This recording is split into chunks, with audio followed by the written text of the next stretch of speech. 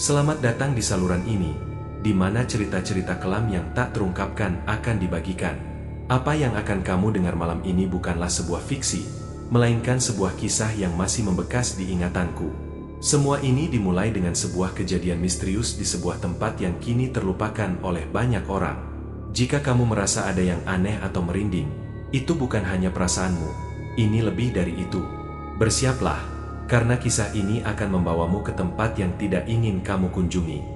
Cerita yang akan kamu dengar adalah hasil karya fiksi, dan jika ada kemiripan nama, tempat, atau kejadian dengan kenyataan, itu semata-mata kebetulan. Kami tidak bermaksud menyinggung siapapun.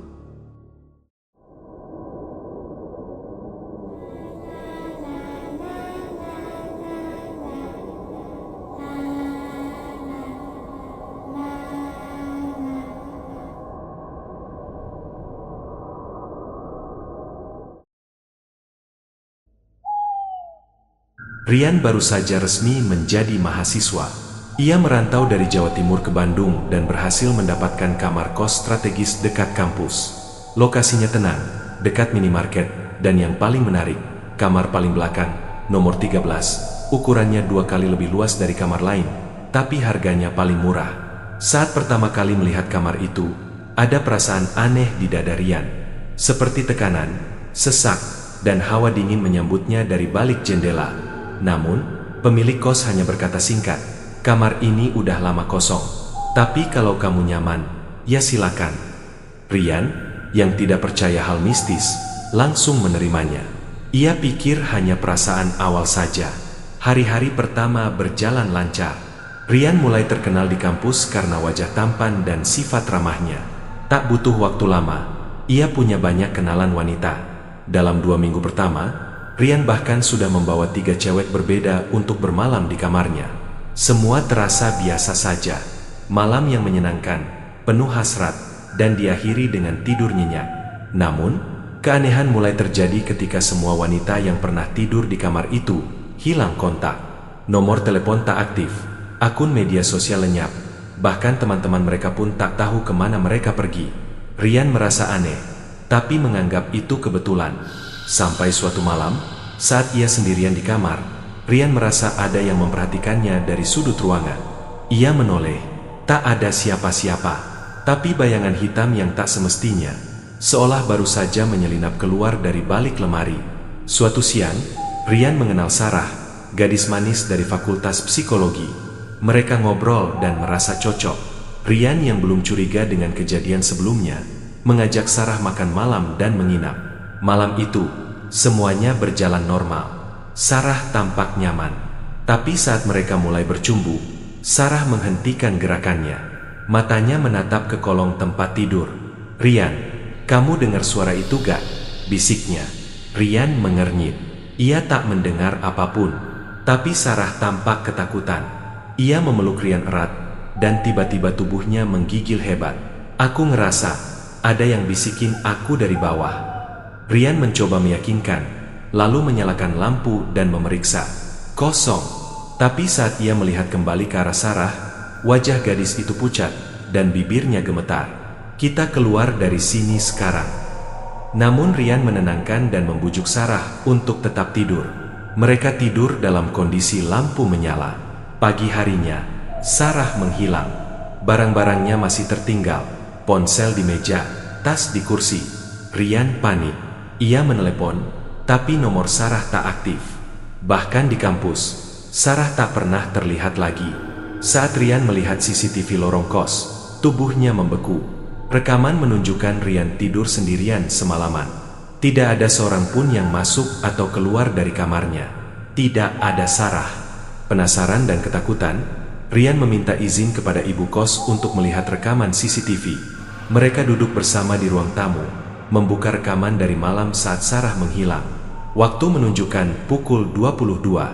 Rian terlihat masuk ke kamar bersama Sarah. Tapi hanya bayangannya sendiri yang terekam. Tak ada jejak Sarah sama sekali. Ibu kos mengernyit. "Kamu yakin ada orang lain bersamamu?" Rian mulai gelisah. Ia mempercepat video, hingga lewat pukul 2 pagi. Di rekaman, tubuh Rian terlihat tertidur lelap. Tapi dari kamera pojok atas, tampak bayangan samar keluar dari tembok belakang kamar. Seperti siluet perempuan, rambut panjang, tubuh telanjang, tapi wajahnya gelap seperti kabut. Sosok itu merangkak naik ke tempat tidur, lalu duduk di atas tubuh Rian. Tubuhnya menunduk seperti mencium Rian, lalu menghilang seiring fajar. Rian menutup laptop dengan wajah pucat. Keringat dingin membasahi pelipis. Ia muntah di lantai. Pulang ke kamar, Rian langsung mengecek bagian bawah tempat tidurnya. Ia menemukan bercak kecil seperti darah kering. Awalnya ia pikir mimisan, tapi saat menyeka lantai kayu, ia menemukan tulisan samar seperti terukir. "Aku masih ingin lagi." Tangannya gemetar. Rian menyeka lebih keras, tapi tulisan itu tak hilang. Malam itu, Rian tidur di kamar teman. Tapi saat malam ketiga ia pulang, mimpi buruk menghampirinya. Dalam tidurnya, Sarah duduk telanjang di kursi kamar. Tubuhnya membiru, matanya kosong, dan darah menetes dari ujung bibir. "Kamu milikku sekarang," bisiknya. "Jangan bawa cewek lain, cuma aku yang boleh." Tiba-tiba lehernya patah dengan bunyi cerak. Nyaring. Rian terbangun, tubuhnya basah oleh keringat. Tapi lebih mengerikan, saat ia melihat ke kursi di sudut kamar, kursi itu bergerak pelan, seperti baru saja diduduki seseorang. Tak tahan dengan mimpi-mimpi buruk dan hilangnya Sarah, Rian mulai menyelidiki asal-usul kamar kos nomor 13. Ia bertanya ke penjaga warung tua di seberang kos yang sering melihat aktivitas malam para penghuni. Saat Rian menyebut nomor kamar, pria itu langsung menegak. "Nomor 13? Seharusnya kamar itu ditutup selamanya." Pak Asep, nama si penjaga, lalu menceritakan sesuatu yang membuat bulu kuduk Rian berdiri. 5 tahun lalu, kamar nomor 13 dihuni oleh seorang wanita panggilan bernama Lia. Ia cantik, disukai banyak lelaki. Setiap malam, kamar itu ramai. Tapi pada suatu malam Jumat, pacarnya yang pendiam dan posesif datang tanpa peringatan. Ia memergoki Lia sedang melayani pria lain. Dalam kemarahan buta, ia membunuh lelaki itu dan Lia sekaligus, lalu bunuh diri di kamar yang sama. Sejak saat itu, kamar tersebut ditutup. Banyak kejadian aneh, suara jeritan, desahan, bahkan ada yang melihat bayangan wanita telanjang merangkak keluar dari dinding. "Baru tahun ini dibuka lagi," kata Pak Asep pelan. "Mungkin arwahnya belum tenang. Apalagi kalau ada laki-laki yang doyan main belakang." Rian merasa seluruh tubuhnya membeku. Ia telah menghidupkan kembali arwah penuh nafsu dan dendam. Rian mencoba melupakan semuanya dan menenangkan diri. Tapi ketampanannya tetap menarik perhatian. Seorang gadis baru, Dita, mendekatinya. Lincah dan terbuka, Dita cepat akrab. Ia bahkan langsung mau menginap di kamar Rian setelah 2 kali kencan. Malam itu, semuanya berjalan cepat. Mereka bercumbu dengan panas. Tapi di tengah desahan, Dita berhenti. Matanya melotot ke langit-langit. Tubuhnya kaku. "Kamu suka yang seperti ini, ya?" bisiknya dengan suara berat yang tidak seperti Dita. Rian tersentak. Dita tersenyum sinis. "Aku belum puas waktu itu." Dita mendorong Rian dan menindihnya, tapi ekspresi wajahnya benar-benar berubah. Suara tertawa kecilnya terdengar seperti dari lorong panjang. Lalu tiba-tiba, tubuh Dita kejang dan pingsan. Rian panik, mencoba menyadarkannya. Saat bangun, Dita tak ingat apa-apa, tapi di punggungnya muncul bekas cakaran panjang berwarna merah tua, seperti luka dari masa lalu. Malam itu, Rian menghubungi temannya, Yoga, yang dikenal suka hal-hal mistis. Yoga setuju membantu dengan satu syarat, ritual tak boleh main-main. Mereka melakukan ritual pemanggilan di kamar Rian, menyalakan 4 lilin dan menyebar garam di sudut ruangan. Yoga mulai membaca mantra dari kitab kecil. Saat nama Lia disebut 3 kali, udara berubah. Lilin tiba-tiba padam sendiri, dan suara desahan terdengar dari kolong tempat tidur. Suara itu berat, penuh hasrat dan marah. "Kalian ganggu aku, dia milikku, cuma aku yang boleh menyentuh dia." Yoga terdiam, lalu berteriak, "Rian, dia tak mau pergi. Kamu sudah terlalu dalam." Tiba-tiba tubuh Yoga terpental ke dinding. Darah mengucur dari hidungnya. Ritual gagal. Yoga terengah-engah, lalu berbisik, "Kamu bukan sekadar mengganggu arwah, Rian. Kamu membangkitkan obsesi. Nafsu Lia belum mati. Sejak malam itu, Rian tidak hanya dihantui mimpi. Sosok Lia muncul bahkan saat ia sadar.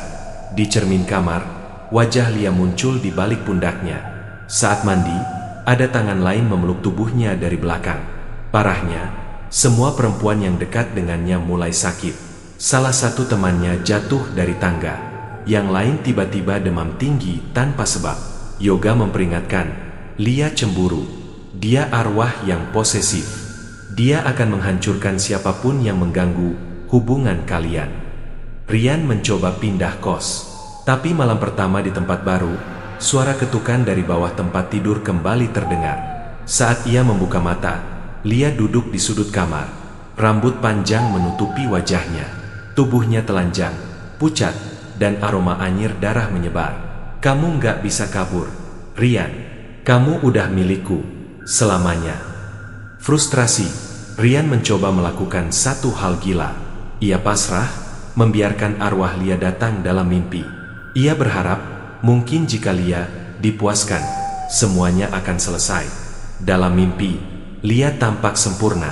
Tubuhnya indah, wajahnya cantik. Mereka bercinta dalam suasana aneh, penuh kabut dan bayangan tangan dari segala arah. Namun saat mencapai puncak, tubuh Rian kejang. Ia melihat wajah Lia berubah, separuh cantik, separuh membusuk.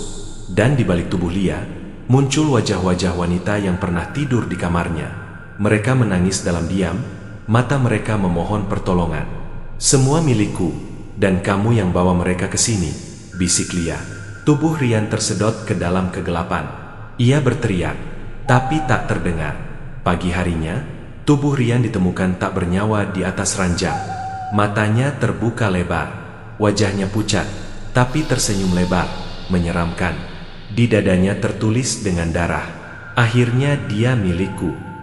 2 minggu setelah kematian Rian, kamar nomor 13 kembali kosong. Banyak yang ingin tahu, tapi ibu kos tetap menutup cerita. Dia kena serangan jantung, katanya pendek. Namun bisik-bisik di sekitar kos makin ramai. Ada yang bilang, malam sebelum Rian meninggal, terdengar suara desahan panjang dan ranjang yang bergetar hebat. Ada yang melihat siluet wanita berdiri di balkon kamar 13, meskipun lampunya mati. 2 bulan kemudian, datang mahasiswa baru dari luar kota. Ia butuh kamar segera, dan ibu kos menawarkan kamar paling belakang yang konon sudah direnovasi. Pemuda itu mengangguk. Saat berjalan menuju kamar, ibu kos hanya berkata, "Jangan terlalu ramai ya, apalagi malam Jumat." Dan malam itu, dari balik lemari, samar-samar muncul tulisan di kayu, "Lia."